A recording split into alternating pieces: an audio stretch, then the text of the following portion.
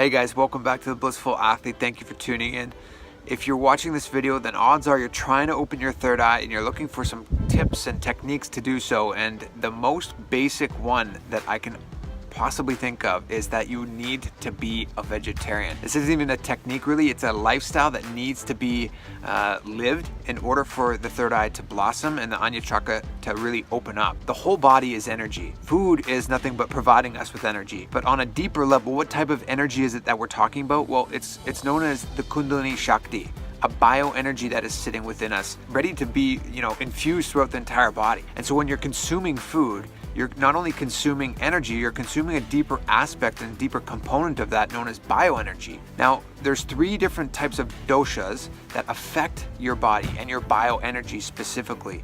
And they are called Jati dosha, Nimitta dosha, and Ashreya dosha. And these different doshas affect you in a different way. Jati dosha is coming from food that is stolen or recently killed, something that's not yours. It does not belong to you. It's coming from that space of non-Advaita.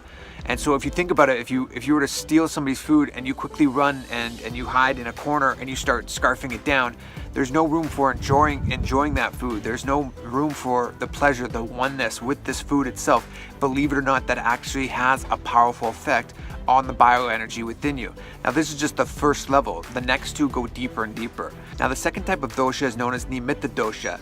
And these are foods that are loaded with biomemory that are negative. So imagine that you're a cow and you're about to die and you learn that you're about to die. You have the understanding that, oh, I'm about to be killed. You're flooded with stress hormones. You're flooded with anxiety, fear, depression if you've known that you were going to die for some time. All of these different types of emotions are stored in what's called our biomemory. And this is the same for human beings as well. Our biomemory is where the emotional component of us is embedded. And so when the animal is killed and you consume that meat, you're taking on that biomemory, and this is very much affecting the third eye and its capabilities because the bioenergy within you now is being depleted and it's being poisoned. And so having a clean bioenergy and biomemory with the foods that you're consuming is very important. And so the question I get quite often is, well, why is it okay to kill plants? Because they have life too, and they do have consciousness, and this is very much a truth. But the thing with plants are they do not store pain. They cannot store pain patterns. So therefore, when you're consuming their components and their bioenergy, they're not being sullied with the pain patterns that's coming with them with being killed.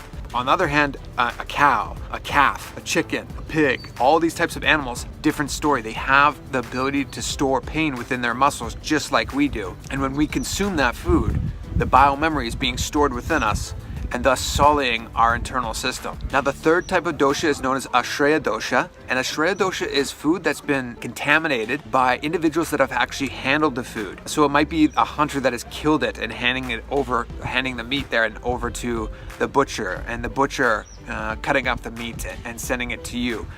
It may be somebody that's preparing the food itself. This information is stored and then consumed by you, is then being lived out by you, and therefore further blocking the third eye from awakening to its higher possibilities. Now, if you've ever seen Dr. Emoto's study on water, he beautifully proves that how our thoughts and our emotions can affect water, and not only affect it, but get stored within water. If somebody's preparing a meal for you, the very state of consciousness that they're in is extremely important. If they're in a depressed state, an angry state, a fearful state, all these different emotions are actually being stored within the food itself. And this is affecting you when you consume it. These emotions, this bioenergy is being consumed by you and therefore affecting your own bioenergy and ability to awaken chakras to higher possibilities. Specifically in this case, the Anya chakra, opening up the third eye. And so it's extremely important to understand who is cooking your food and why. And actually here in my guru's home, the sannyasis and the brahmacharyas cannot consume food that it was not cooked by another sannyasi. If it's non-sannyas made, they cannot consume the food. That is how important it is for somebody to be consuming food made from that space of Advaita, made from the space of oneness. And that's why all food should be consumed and aligned to Advaita. And that's really the rule of thumb here.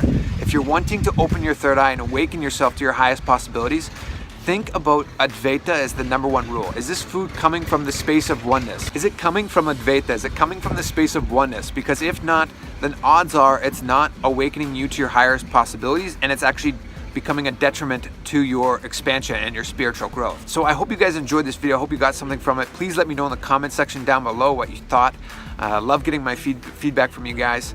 As always, looking forward to seeing you on the next video, and be blissful.